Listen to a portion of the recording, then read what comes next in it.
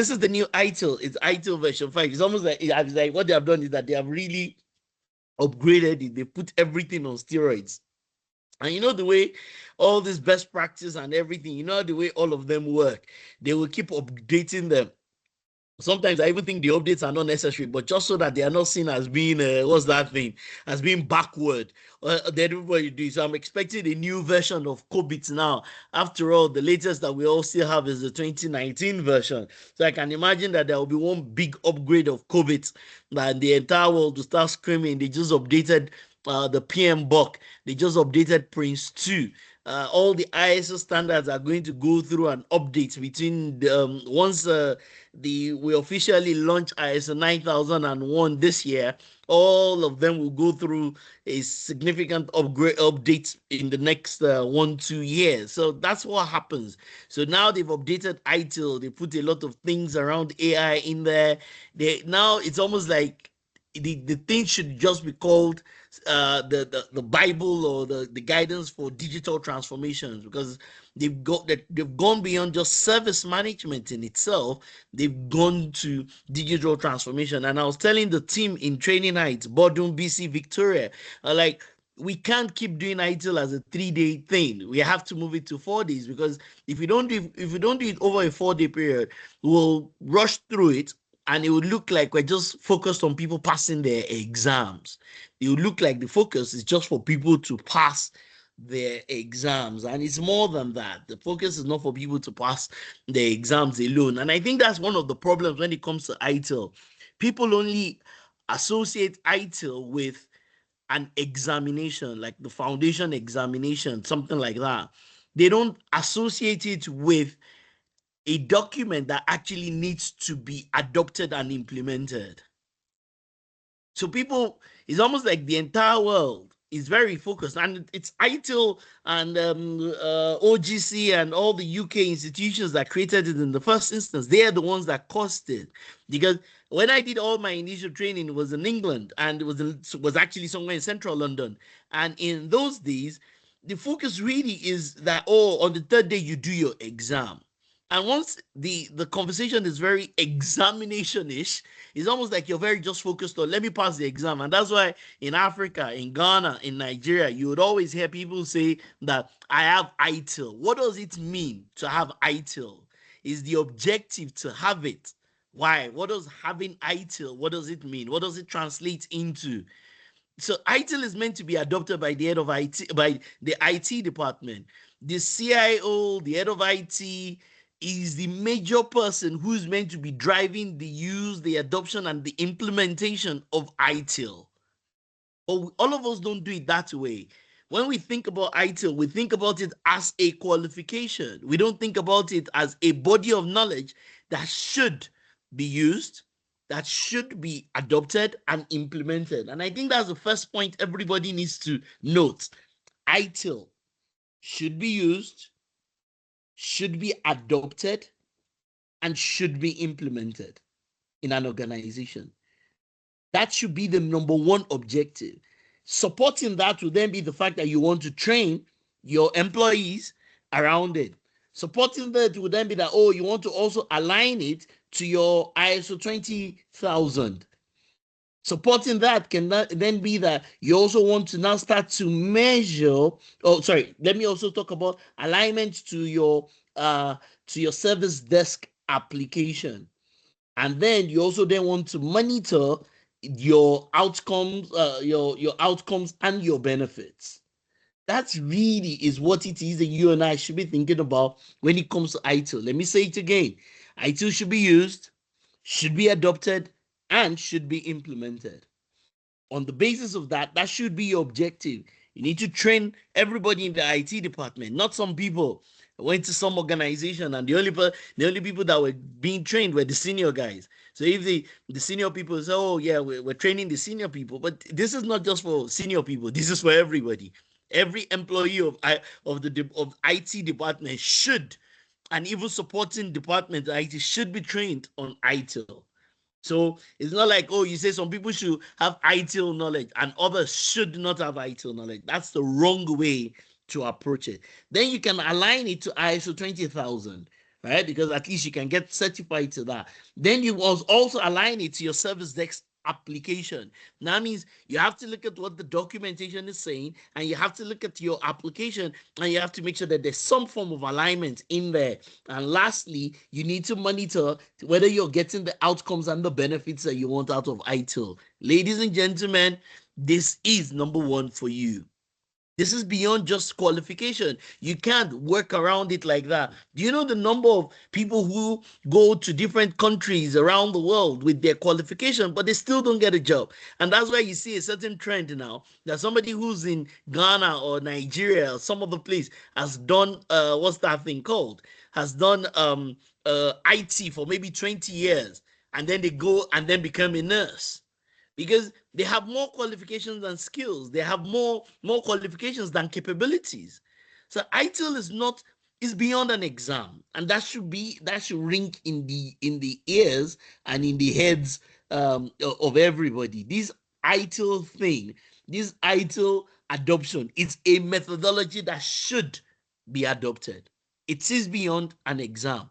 If you look at the content right on my screen, you can see chapter 1 because this is directly from the book, and the appendix is so brilliant, it's so deep that you can't really cover this adequately and also get the people ready for the exam, because of course they should pass the exam. So for us now, we're going to turn this into like a 4-day training. Over the first day, we'll kind of do like the chapters 1 to 3. Then we're going to do chapters maybe 4, 5, 6, and then we're going to do 7, and we're going to have to look at one of those service desk platforms. How do you do this? And the templates for getting ITIL adopted appropriately. ITIL should be used, should be adopted, and should be implemented within organizations. And you should take that back. You need to disabuse yourself from just the fact that you're already an expert in ITIL just because you passed the foundation exam. In one day, I can show you how to pass the exam. One day. If we start at 9 o'clock in the morning, I can promise you I can show you how to pass the exam by 4. You'll pass the exam by 4 in the afternoon. But this is beyond just an exam, and hopefully you will take that into consideration. I was looking for some of my certificates this morning. There's one that I even had before this one. I couldn't even find it because so you can see one has 2005. I think the other one has 2006. I think the manager one, and then I did expert. I honestly cannot even remember all these things, right? Like, it took me a while to search on my computer that do I really have a copy of this particular certificate? So if you take 2006, where I was a manager, where I had a manager certificate then till now, that should be about 20 years in between almost, right? So as it is, and I was already doing it way before this, right? So I did this ITIL from an adoption and implementation exam. The qualifications of the certifications was just cream on cake. The cake in itself was me doing plans and working with clients from an ITIL perspective. And that's why I keep encouraging everybody, think about ITIL the same way you think about the adoption of 27001, the same way you think about the adoption of 22301 for business continuity, the same way you think about the adoption of various methodologies. You can't only be focused on just acquiring a foundation certificate as it is. You really have to think about that.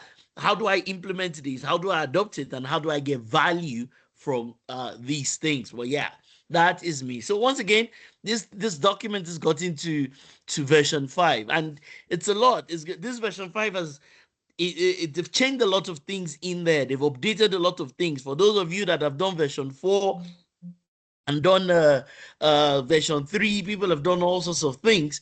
A lot of things have been updated inside of this particular version in itself. And as I said, so it's still around service management. It is still around service management, but it's gone beyond service management. Okay, it's gone beyond service management. So we call it ITSM, right? IT service management, but it has gone beyond that. And if your organization is one of those organizations, in Africa, we're very interesting people. So I've gone to organizations that have had ISO 20000 for 2, 3, 4, 5 years. Nevertheless, they do not have anything. They don't have a service management solution. All they have is a bunch of Microsoft Word and Excel templates. How on earth are you going to use Microsoft Word templates to do this? There's no portion inside of this ITIL that talks about Microsoft Word templates. Okay, so you really should not. You've got to go beyond that. How can an organization say, "Oh, I'm doing IT service management," and they don't have a tool, they don't have a platform, they have a bunch of Microsoft Word and Excel documents, and they're certified to ISO 20000. Yeah, maybe they've met the minimum requirements to do that, but they can never do that optimally. They will never be in a position to be able to do that optimally, except they actually have a tool in itself. And there are many open source tools. There's a brilliant one that I worked with a client and they adopted, GLPI. Everybody look for it. There is it has an open source version. For some of you that are here and your organizations have not adopted a service management tool, there's something called GLPI. Brilliant stuff. If you have a head where you can actually download it, install it, get it working on your computer, because you have to install a web server, it uses a certain plugin. I mean, it's a long process to get it done. But you can also try. So if you go, I think uh, Service Desk Plus has got like a free version that you can try, because you need to have a tool. You really cannot do this work when your organization does not have a tool to use in doing it or in driving it in itself. So that's very important. Okay, let me move on. So if you look at the last line here, it says it's a reference guide. Everybody, that's exactly what I'm saying to you. It says it's a reference guide that practitioners can use. It's a reference guide. So you can't only be thinking about just passing the exam. I'm telling you that passing the exam is not difficult. If you, I mean, it's not difficult at all. But you can pass the exam and still not know what to do. You might not be able to help an organization. You might not be able to help your own organization, even if you've passed the exam. So I'm saying to you categorically that this is more than just an examination issue. Okay, good. Let me move on very quickly because once again, because of our time. So you can see in this version, they've even now taken things like value co-creation, end-to-end value streams, and digital operating models. Like they've taken it further. And then you can see in the first bullet point, it talks about service management and digital product management. And eventually, how does it lead to outcomes for an organization? They've taken lean, agile, DevOps, and many AI practices all into consideration in this particular version as it is. So it is truly modern. It's even the exam that I have passed that is the beta exam. The actual exam, the one to the public, is not even going to go live, I think, till April or something along those lines. But because we're partners, we've been partners for maybe 12 years, or what am I saying? Maybe 15 years. We've been partners, Training Night has been partners with people, so we get like beta exams for some of these things as it is. So I'm not going to bore you with the history. This thing has been around for a very long time. Trust me, as I said, I have done about 22, 23 years around ITIL. And as at that time, people had already done ITIL maybe 10 years, even before me, that they had started as it is. So indeed, it's been around for a very long time. And it's great. It's great to have it here. So I mean, it talks about this. So everybody, let's look at this, right? It gives you from this to this, from that to that, to that to that. So, and that's where this sustainability conversation is coming up everywhere. There's a sustainability conversation in every ISO standard. There's a sustainability conversation that is being added because, I mean, the idea is that all standards and best practice that exist are all supporting, ensuring that there's still a world in the next 100 to 200 years. So you can see from people are talking about from prioritization of profit to balancing it with people and planet, which is all around sustainability in itself. But let me move on to some key areas. So in this version, look at some of these things that are here. There's some very important models that are here, about 8 of them, 8 critical models. And of course, there's also like a short name because they can't keep referring to it like that. So we'll look at all of them. So everybody can note this, right? So we'll talk about the 4 dimensions of product and service management. We'll talk about relationship model. We'll talk about the life cycle model. We'll talk about the value system, the principles. I didn't include something on the AI capability journey. I was going to, but I forgot about that. And then the service journey model, and then they also have something that is called the transformation model. On one hand, it has become a bit more complex. On one hand, because the terminologies, the approaches that they put in there, in a sense, it has become a bit more uh a bit more complex as it is, and you need to have a certain kind of head to be able to interpret some of these complexities as it is. But that's not a problem. If you end up showing up for the training, we'll look to break down everything that is supposedly difficult in here. We'll look to break it all down during the training class that we're going to be hoping to have in I think from somewhere in the month of March into somewhere in the month of April into May is when we're going to be looking to do some class like this over 4 weekends. Okay, so yeah, these are some of the models that are in there. So it's very model centric right now. Like it's extremely model centric. And if you're going to do this, you're going to need to break it down. You're going to need to understand that why does this model even exist? What's the purpose of this model? What's the value of this model? And how do I go around adopting and implementing this particular model? Okay. But then there's somebody's computer that is giving me some kind of echo in there, so you can help me mute that particular person's computer as it is. Okay. So once again, I find this is a lot that you need to know around it, but we will get into it. So they're going to the qualifications are going to become way more complex. Right? Uh, the qualifications are way more complex as it is. So look at this now, right? So you have ITIL Foundation, which is the base, right? And then you're going to have all these other qualifications. This is one area that I think they need to work on. There's just too many areas of qualifications which might not necessarily be necessary as it is. The most important thing is go to your organization and adopt ITIL appropriately. That's the most important thing. Whether you have practice manager, management, managing professional, strategic leader, all these things that people like myself we have.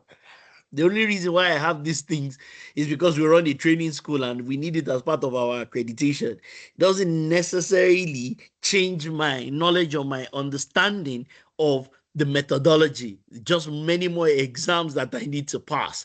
The most important thing that I need and that organizations in themselves are also looking for, which is also what you need, is to really understand the foundational concept, and even more importantly, how can you help an organization get value out of this? That's very important.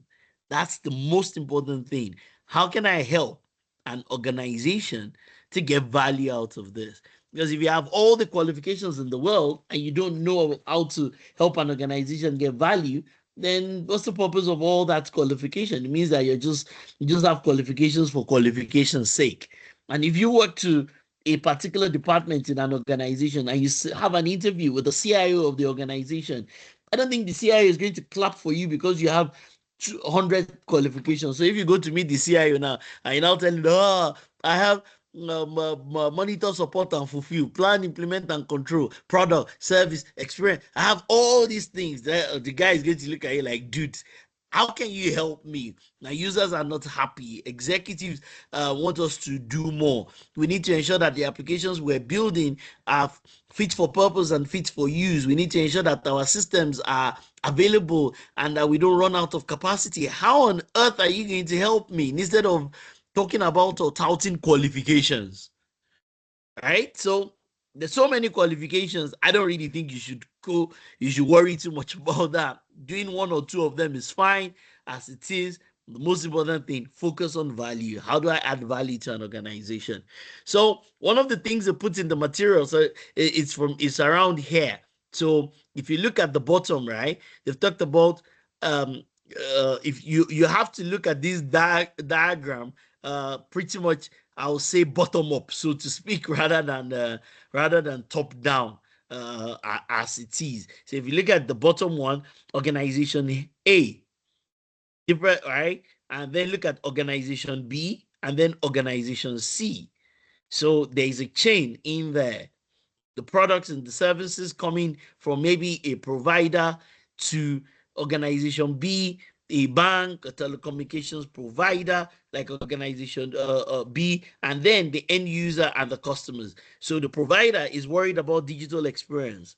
Organization B is worried about their own digital strategy, their own digital products, their own digital services, and the digital experience that their own users. So it's almost like myself as an organization, we're training provider, we're organization A. Okay. You, your bank, your insurance company, whoever you are, whatever you are, your organization B. And then there's organization C, the entity that all these things will end up using them or enjoying them. Those are the users in the marketplace, so to speak. So there's a lot more discussion even around that, but this is one of the key things, and that's it. They can talk about the digital experience that people will have. And three key things will give you the digital experience: your digital strategy, the products, and the services will then all be equal to the digital experience that somebody is going to get. And that makes sense.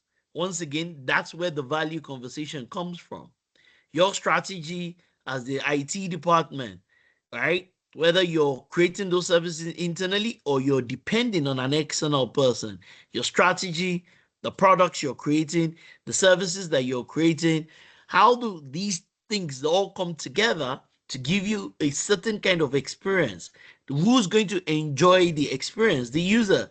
You know what they say? They say value is in the eyes of the beholder. It's like this too. Value is in the eyes of the user, of the end entity. You create a mobile application. The person who's going to enjoy it might be someone like myself, who's the customer of a bank. So there's a lot of conversations around the thinking that you need to put in place when it comes to your digital strategy that is tied to your digital products and your digital services to give you digital experience. And that's why I'm saying that this is a big deal in itself. In the material, they also talked about the four entities that can derive value from ITIL. Okay, like they were very specific in terms of the benefits that each of these entities can get from ITIL. So it can be an enterprise, once again, like MTN, like a bank, like some other entity. It can be like it could be a telco provider, it can be a manufacturing company. They're the enterprise. It can be a managed service provider. Okay, it could be the person providing one thing or the other to you. It could be your internet, it could be network, it could be applications, and then the vendors that you patronize. So you can see here also they've made a distinction between who is a service provider and who is a product vendor. Right, inside of ISO 20,000, this is always confusing everybody when they talk about the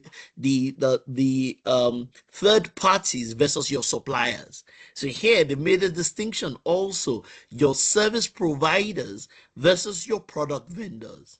And then they've talked about you as a professional. So very specific in terms of what are the kinds of benefits. So if you look at this now on my screen, it's the benefits that a the enterprise that is adopting ITIL can get. And I think every organization needs to focus a lot on something called benefits realization. because it's never really about doing those things just for the purposes of doing them.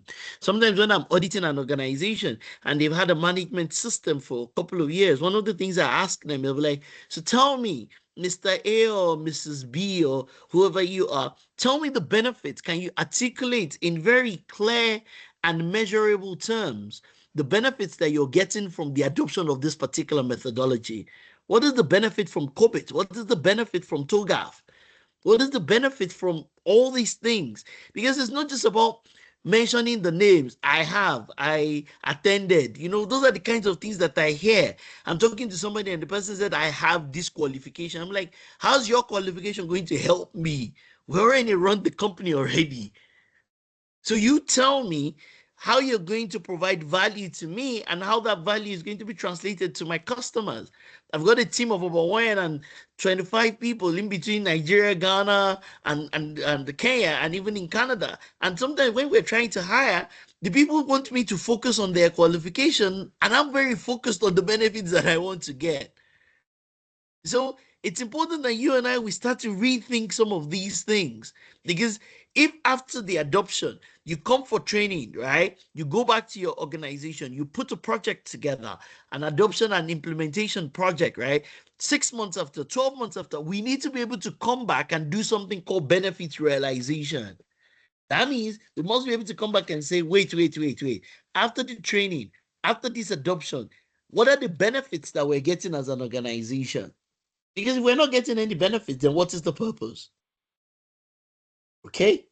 And you that you're looking for a job, this is the kind of thing you need to be talking about at an interview, rather than just going to the interview and regurgitating things that you read for an exam. Focus on how you can help the organization get value from the adoption of a methodology, value from a software that they've adopted or that they're looking to adopt, and the benefits in itself. So they've captured this in the material for the 4 different types of organization. Look at here. They've also talked about the benefits. At the end of the day, it's about benefit. It's about value and benefits as it is. So irrespective of these, of where you fall within the spectrum, whether you're somebody who's like, you've got a big role in an organization, or you're a service provider like myself, or you're the creator of, you work for Cisco, or you work for Microsoft, or you work for an organization that is creating the software, whatever that entity is, or you're a professional. The material talks about the benefits that each of us need to be able to get from ITIL in itself. All right. So they also talked about the 4 dimensions, right? So these dimensions have been there for a while. The dimensions are not just coming in. So the dimensions have come even from version 4. And these are the 4 dimensions. Now, there's a lot of thinking that you've got to go through if you're going to get this done. This dimension, you've got to go through it. You and I want to do something in our organization, or we're preparing to do a big project, or we're preparing for the year 2027, and it's not too early to start to think about the year 2027. You've got to think along these 4 dimensions. And if a project goes wrong, if you're not getting the value that you're hoping to get from any kind of IT initiative, it's because one of these 4 dimensions has gone wrong. Something has gone wrong. Everybody's got Microsoft Copilot in their organization. What do you think is the average utilization of Microsoft Copilot in a lot of the organizations? I can tell you it's probably going to be 10 or 20%. Has the organization invested? Absolutely. Are the people knowledgeable around what they're doing, and are they using it appropriately? No, they're not. So there's an organization and people side to everything. I remember one time that I used to, my main job was to deploy Microsoft Dynamic solutions for organizations. I used to focus on the Microsoft CRM in those days.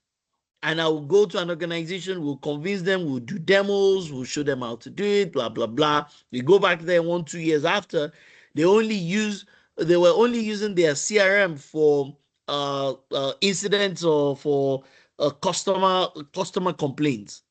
Meanwhile, the CRM had a massive model for marketing and campaign management. The CRM had a massive module for contact management. They had a massive module for sales and pipeline and leads and opportunity and those types of things. But the organization never focused on that because the people just they just never adopted those areas. So if a project is going wrong, if your core banking is going wrong, if your email management system is going wrong, if something is going wrong with regards to your IT project as an organization, it's tied to one of these four things. It's either the organization and the people, you didn't take it into keen consideration. It's either you're struggling with the value streams. I mean, I used to do SharePoint at some point in time when we were big Microsoft partners in those days. Now I'm retired. I'm retired. I don't do those things any longer. But in the days when I was actively doing IT, it was SharePoint. I used to eat, sleep, drink SharePoint in itself, and we used to build workflows for organizations on what version of SharePoint was that? I mean, the last time I did SharePoint must have been maybe almost 10 years ago, as it is. So the workflows, it's a big challenge. Now you talk about Power Automate. Still talking to a client yesterday, and I was telling them that where are you with your Microsoft Power Automate and your Power BI adoption as an organization, because you've already invested in these things. So you can see value streams in there. And then, of course, the core technology in itself. There's a client that I saw recently, and the client is looking at it that they can't pay their subscription any longer. So I'm like, why did you go that way? Why did you go for the most expensive one? Now you're struggling. When we do audits, the client will tell me that I'll ask the client, do you have MDM, or do you have a FIM, or do you have a SIM? Then the client will say, it has expired. No, people say we have it, but it has expired. I'm like, dude, like once it is expired, it means you don't have it. You can't. Why did you go to buy a solution that you can't sustain as an organization? There are many platforms that you can use. So sometimes when we have open source conversations, and then I tell people that you can use open source, people say, "Oh, you can't be certified and using open source." I say, "Oh, absolutely, you can. You just need to make sure that you have an open source adoption policy signed up by the executives and that you're following through with it." We will not use open source that does not have this kind of community. We will not. We will ensure that we disable updates on the open source version. We'll make sure we test it appropriately. We'll make sure this. We'll make sure that. You can have something called an open policy adoption policy. I mean, an open source adoption policy. So there's a lot of companies are still making mistakes around the IT solutions. It's like, which client did I see? They made a mistake. They wanted to buy fresh service. Right? They ended up buying Fresh Desk. Everybody check online. Fresh Desk is a CRM. Fresh Service is a service management application. They wanted to buy a service management application. They ended up buying a CRM. They now wanted to use the CRM to do the actual job of a service management solution. I see all sorts every week of the year. And of course, I always tell people that your partner or your suppliers can make or mar you. Pick the wrong vendor. I mean, people teach this ITIL. For example, I can teach it from the book, read the slides to you, but there's actual real adoption work inside of this ITIL. Like there's real work to be done, technology work to be adopted, processes to follow through. There's metrics and KPIs. There is work to be done. You can't translate ITIL into an exam. It's a methodology in itself. So once again, this is what I've been talking about, and you can see smack in the middle here is the concept of value to all the stakeholders, and they also put the pestle analysis around it, key things that you have to take into consideration. IT people, the typical IT person that grew up in IT like myself, from going to Otigba in the year 2000 and 2001 to put together motherboards, and then go and buy something called a gigabyte board, and you now have to put the RAM in it and couple the computer, right? We can't think pestle, but this is why things go wrong. We're unaware of the political, the economic, social, technological, legal, and environmental factors that surround everything that we do in IT. Okay, so once again, uh, these things require real thinking, especially if you're going to go back to your organization. If you're a great ITIL person, you have to know that your future is that you will be a CIO, a global CIO for that matter. If you really understand ITIL and you imbibe it, you will be an excellent head of IT or chief information officer of a big organization someday. And of course, it would also help you if you're like a CISO of some sort. If you come here, then it talks about the relationship model. Once again, I already explained this from the external service provider to the clients in themselves, the bank, the telco, the manufacturing company, the oil and gas company, organization B, all right? Organization B, and then who are the users, the entity, and it can go. I mean, everybody can draw their own relationship model, however it is that it works for their own organization. But you can see needs and requirements and feedback. You can see service delivery and the relationship because nobody works in isolation. Nobody works in isolation. I'm a service provider. I'm always providing majority of our services for corporate organizations. This weekend classes is corporate social responsibility for us because it is individuals that end up coming here, but we don't make money from individuals. We make money from corporations, from corporate organizations. So we will be here as a service provider delivering something to our client, which is organization B. But our client is also very worried about their own users or the people that they're also providing services to. So there's a relationship model, and there's got to be clarity around this relationship model if you're going to get any value out of this, right? So these are the principles. Some of you are familiar with these principles. Um, the principles have been there since at least since version 4. So yeah, so these who is that is disturbing us? Right? Oh God. But can you please mute that person? Please. Thank you. I don't know how the person is going to do accounting and also do IT effectively. Anyways, right? So focus on value. So I mean that the principles. There's a client that got confused with their agile adoption yesterday, and I told them that see, I said plug the principles into a table, right? Each of those principles, they have specific activities that need to be carried out, and there's specific deliverables and the specific benefits that you're meant to get from each of the principles. So it's not about cramming the principles. If you cram it and you can write it down or you can pass an exam, how is that going to help an organization? So whatever principles, whether the principles are in Scrum or the principles are in TOGAF or the principles are in COBIT, it doesn't really matter. Wherever those principles are, each of these principles has got specific activities that need to be carried out. They've got specific deliverables, and if you do them right, you will get specific benefits from the adoption of the principles. Once again, because people are typically only focused on the exam. They're only thinking about it and say, oh, what is focused on value? Then they can say it off the top of their head. Or like they've crammed the national anthem. They can say start where you are, right? This is meant to be, yeah. So this is meant to be start where you are. And then they can cram start where you are as it is.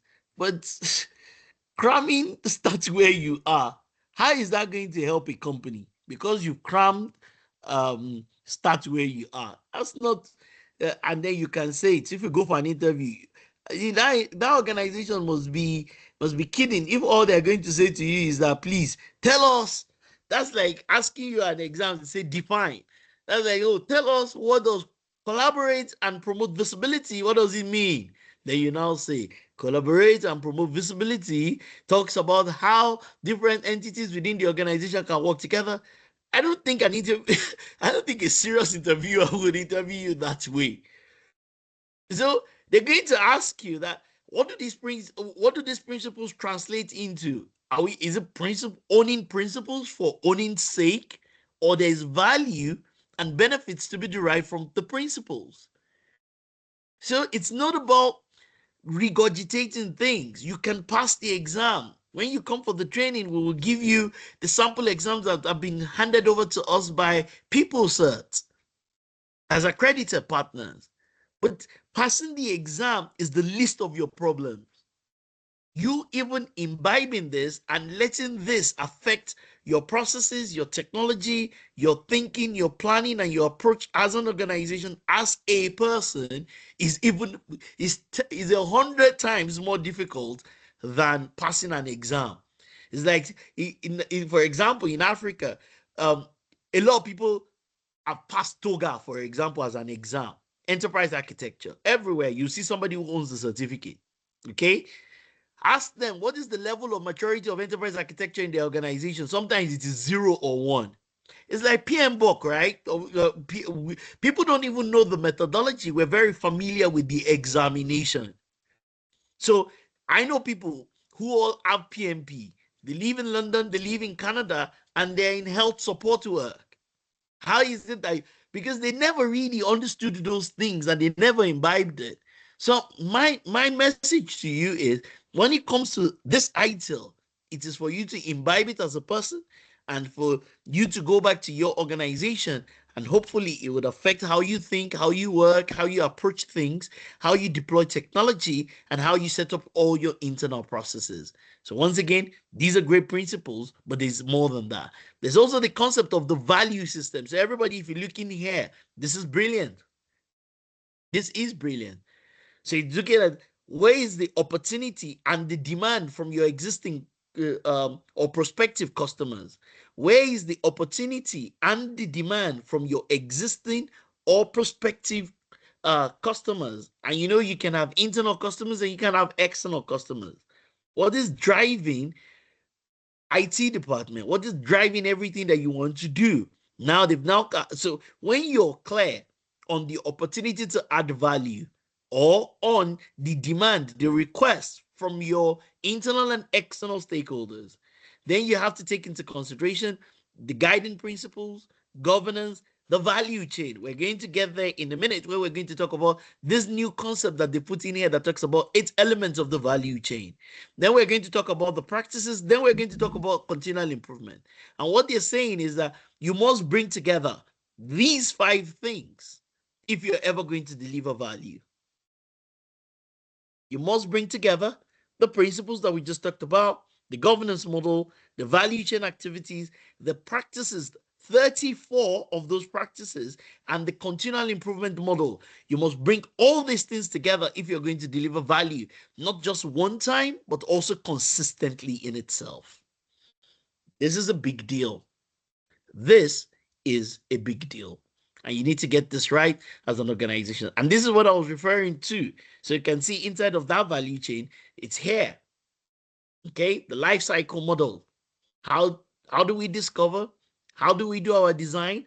How do we acquire products and services that we need to use? How do we build? Even if you're going to internally build, you're still going to have to buy Visual Studio. You're still going to have to buy a plugin. You're still going to have to buy Java SDK or whatever it is. You still have to pay for Microsoft Azure DevOps as a platform. So how do we discover? How do we design? How do we acquire what we need? Are we building this internally? How do we transition from where we are as of today into the new environment? How do we operate to the new set of platforms, the new ERP, the new email system? How do we do that? How do we deliver, and how do we support what we have given out? It is these 8 things that are inside of this value chain. It is these 8 things that are captured inside of the value chain in itself. Once again, this is how the IT department is meant to be thinking and working. Whether we're doing the deployment of routers, the deployment of switches, whether we're building internal applications, whether we're putting up a website, reviewing an organization for reviewing what they have done relative to their digital transformation and IT strategy. And the first thing, because it's a government institution, their website is down. I'm like, hey, at the very beginning, the website is down. And I'm like, wow, amazing. This is the company that says that it is doing digital transformation and its website is down. And when we went to check, the website had been down for an extended period of time. So this is how IT departments should be operated. They're doing the discovery of both issues and challenges and the discovery of where they are and their own ability to be able to address these things. And then they're designing system. And of course, there's a concept of something that is called human-centered design. And then they need to acquire one thing or the other. And sometimes they need to build. And all the time they're transitioning from old email. There's a client that is buying Zoho Mail now because their Microsoft licenses, they say that they cannot afford it. Now they're upgrading from sorry, should I call out an upgrade? But it's not a downgrade. Though email works. Though email is great. So I don't even know what to call it. They should change. They're changing from what's that thing called? They're changing from the Microsoft to Zoho. I've seen another client that is moving from webmail to Zoho. Zoho is a very affordable email platform. Brilliant stuff. Right? You will get all your benefits from it. Might not be as sophisticated as using the Microsoft 365, but it works. It definitely works. So this is how IT department is meant to be thinking. And this is where value is meant to come from. So you should go back and say that as the IT department, do we follow through with this set of activities? Are they clearly documented? Are we doing these things just off the top of our head? How are we approaching it in itself? Okay, I've already talked about this. This is a brilliant one because it aligns the value chain, the life cycle activities. It aligns it to the practices, and we're going to talk about those practices. The practices have been there for a while. Those practices are also inside of ISO 20000. So the practices are also inside of ISO 20000. But yeah, we'll talk about them. So it's the value chain activities in themselves and an alignment to the practices. And this is just a sample. It doesn't mean that exactly how yours is going to work. Now, if you want to do an exam, the exam will say, oh, which of the something is inside which of this thing. And then if you know it, you answer the question because the exam is just 40 questions, multiple choice. So I really need to disabuse the mind of people thinking that all ITIL is about is the passing of an exam. ITIL is something to be adopted, not to just pass an exam. Once again, if it's just about passing an exam, if I start in the morning, I will ensure you pass the exam at the close of business that day.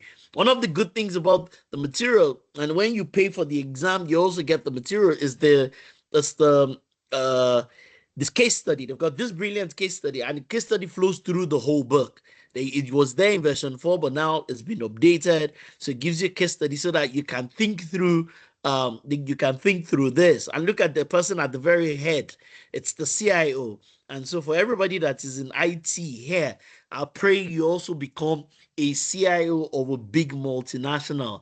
So if you're going to say amen inside of the chat room so that I know, right, that everybody that is here, you're going to be the CIO of a big multinational or the lead product manager or the lead business analyst in a global organization or the lead delivery manager or the lead head of product development or the lead Amen. enterprise architect. Amen. Amen. Right?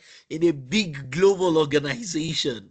Right? So you can see the entities that are involved with the use and the adoption of ITIL. And this is one thing we don't do very well in the training because people, in Africa, when you're having a training, people will say, is this going to come out in the exam? I've seen clients tell me that, like, see, doctor, we can come back to knowing how this thing works later, but for now, let's just focus on the exam.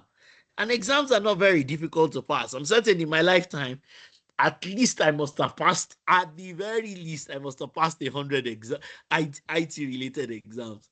At the very least. I had CCNA in the year 2000, that millennium bug year.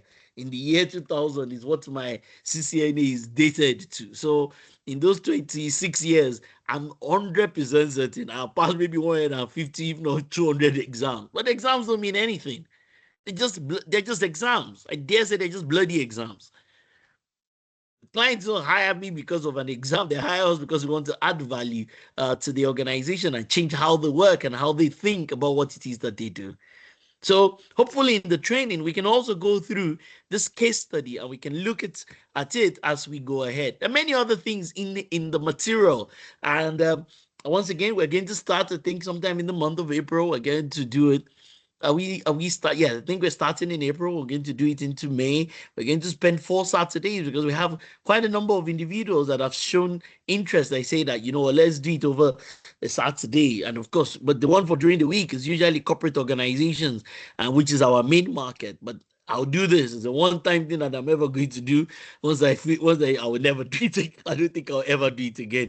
So I'll do it on the Saturday because we don't even do ITIL over a Saturday. But because this is brand new and we have a lot of interest in it, we'll do it over 4 Saturdays as it is. So that should be great. Yeah. So you will see this, right? So once again, this is key that you and I are buying software, you and I are trying to do something. We talk about we must always be certain that are the negative outcomes and what are the positive outcomes, and we must balance it. Okay, what are the costs that are introduced and what are the costs that are removed? What are the risks that are introduced and the risks that are removed? We need to balance it, but we need to be tilted more towards positive outcomes, costs that are removed from the organization, and also I wouldn't even say risks, because I don't like to say risk is both a threat and an opportunity, but I would like to call it threats that are removed. But they have called it risk in the material. So and this thing must be tilted. Every ERP, every mailing system, every new data center move, every whatever it is that we're doing in IT, every UPS, every new printer, every projector, whatever that thing is, we need to ensure positive outcomes, costs are removed, and risks in themselves or threats, better still, are also removed. Once again, who's doing this thinking in the IT department? This is important. And so when I go to organizations, I'm like, oh, this guy is the head of our IT strategy. Fine. If I ask, then I start to ask, where are the positive outcomes? Where are they documented? Where are the costs that have been removed post the deployment or implementation of the project?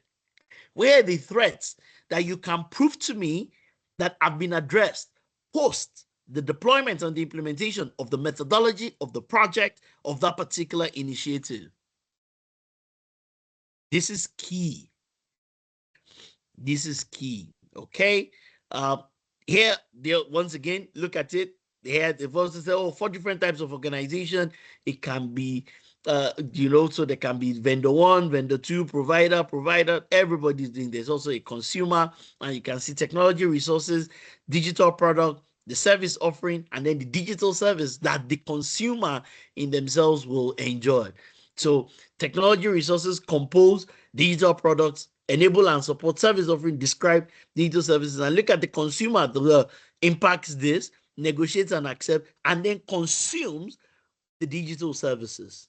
And then at the bottom, you might be supported by one vendor, another vendor, a provider here, another provider in here.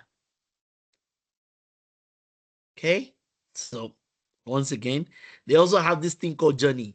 As I said, some portions of this whole thing are relatively technical, right? Well, I don't mean technical, but I mean they're just tricky. It's probably a better way for me to say it. So they've put this model for the service journey: explore, engage, offer, agree, onboard, co-create, then reflect.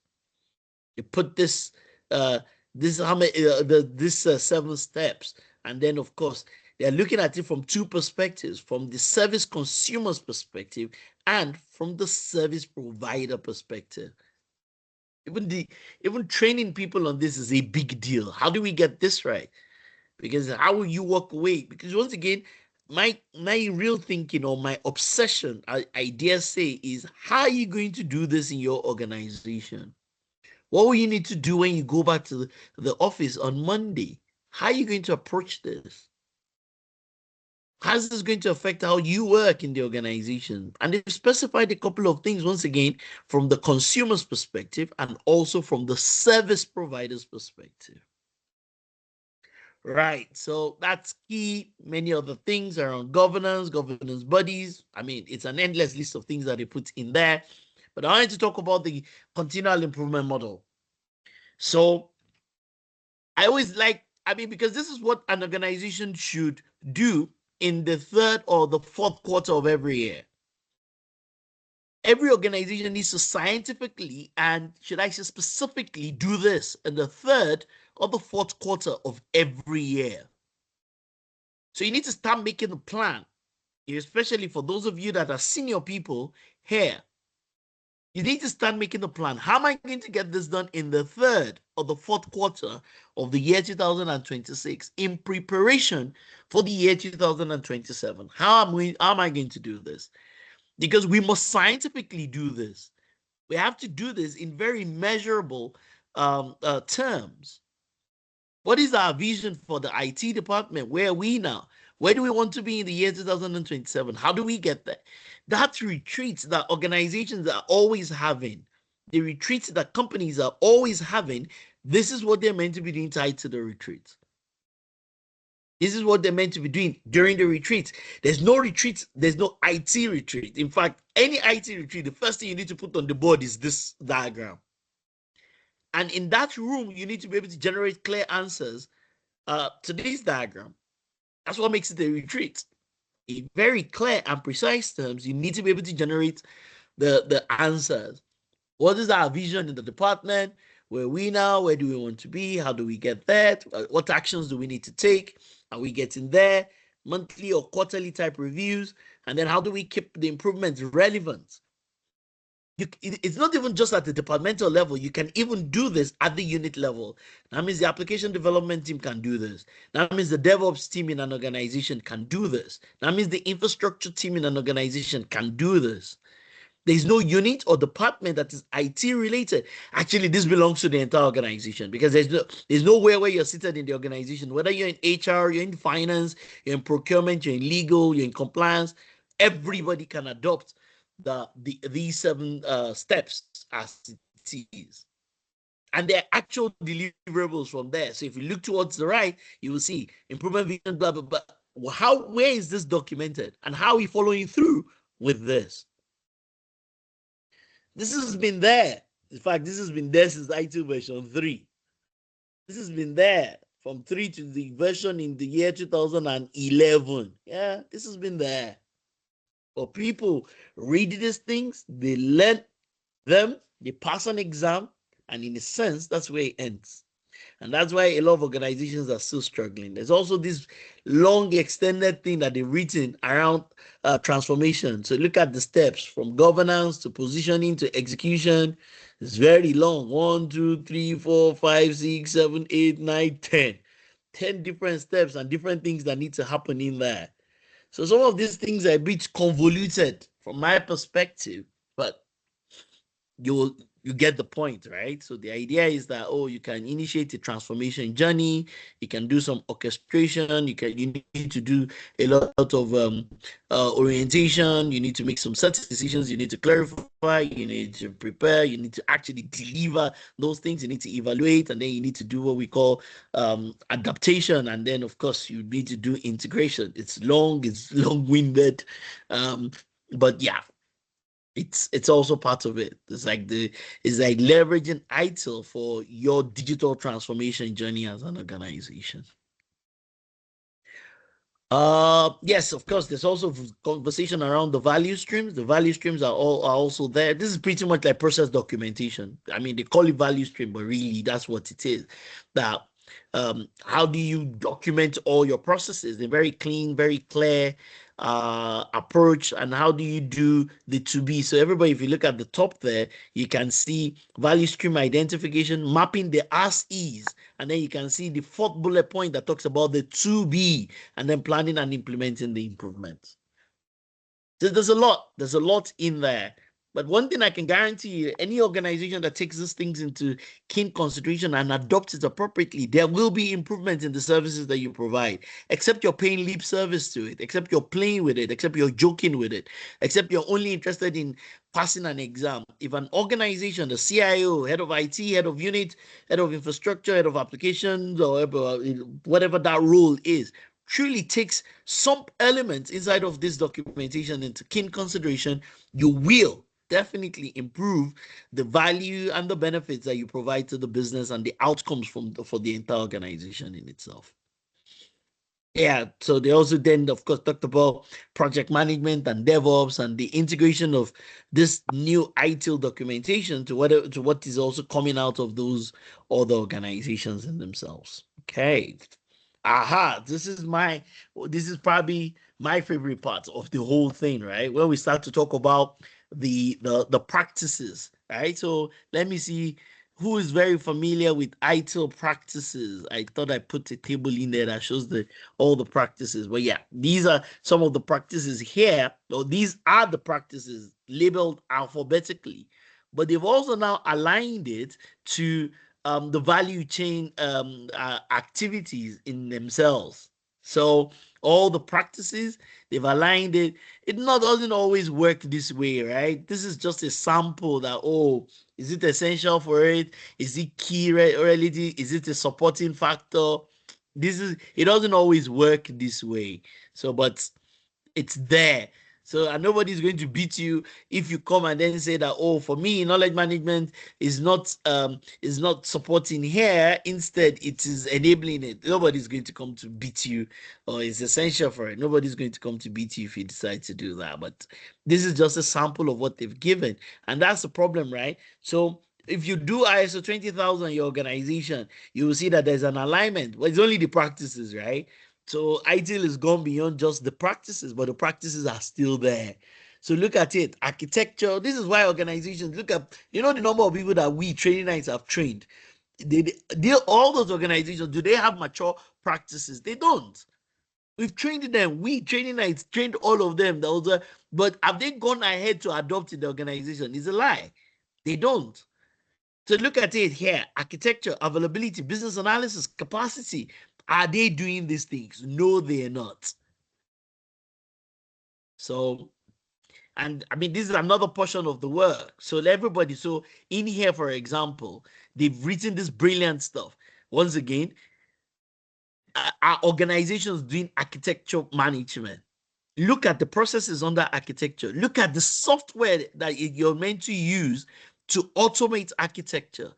Look at the things you need to do for this particular practice to be successful. Also look at how this is going to be measured. Are companies doing this? No, they're not. If you and I go as Orlando and Mr. X and we go around companies and start to review them relative to these practices, they'll do very badly. People don't do badly in availability because people have bought PRTG, they've bought SolarWinds, they've bought all sorts of monitoring platforms. So people don't do badly around availability because they've invested in tools that allow them to be able to measure the availability of applications, the availability of internet, availability of the network, availability of databases, availability of all sorts. So we can then drill down and now say, do we have data that allows us to be able to look at these metrics? Do we have data that allows us to be able to look at these metrics in themselves? Okay. Look at capacity and performance, because this is how ITIL has looked at it. It has added capacity of your infrastructure, capacity of your assets, and the performance of those assets. It just puts them together. ISO 20,000 does not add them together. Capacity is standing on its own.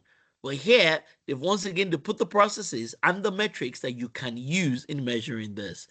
People don't think about business analysis as a practice, but how are you going to get proper application development done? How are you even going to get proper infrastructure deployment done if you don't have a business analysis practice? Once again, people only think about a business analyst, the role. Here, I'm not talking about the role. I'm talking about the practice of doing business analysis within the organization or within the IT department. The beautiful thing here also, they've talked about certain tools and they made recommendations around what you need to do to ensure that you're successful, and how do we measure. And that's why auditors also need to be involved with these things, internal auditors, IT auditors, because you can do self-assessment relative to these metrics, but independent and objective assessment is going to be coming from the internal auditors themselves. Here you can also see change. You can also, if you don't have an appropriately configured service management tool, you can't get change management done. And you can see here they haven't even called it change management. They've changed the name to change enablement. And there's a reason for that. So because change is a big deal. Change handshakes with release management or with deployment. Depends on how your organization looks at it, your own naming convention, and how you structure. But yes, change is meant to handshake with deployment, deployment with release. The handshake between changes or even the management of change within the DevOps environment. And then, of course, are you continually improving? A lot of people are maintaining, they're not necessarily continually improving. So, ladies and gentlemen, I think, yeah, so once again, they've talked about uh, tools, the kinds of tools that you should have. Everything is technology related. In modern day, you can't really do IT properly, whether standards, whether best practice, whatever, using, God forbid that you're even using paper, but using even Word and Excel documents, that's not the idea. You're meant to have tools, you're meant to have platforms. So they recommended different tool category and different purposes and the key functionality that each of those applications. So CRM, look at your CI/CD tools. Look at your service catalog tool. And that is why an application like Fresh Service, Manage Engine Service, Explore, Service Now, some of those, even Ivanti, those modern type applications can probably meet half or three-quarters of this requirement. And of course, I went to a client and they had even integrated their SolarWinds with their Manage Engine Service, Explore. Both of them had been fully integrated. Right. So, ladies and gentlemen, with these few words of mine, I hope I've been able to convince you and not confuse you that ITIL version 5 is an extremely valuable methodology in itself. I hope I've been able to convince and not confuse you. It's an extremely useful, extremely valuable methodology. I think every IT department should worry about this ITIL version 5. I think people need to do a lot around it. And I think all of us need to be on that particular bandwagon around this ITIL version 5. So let me take your thoughts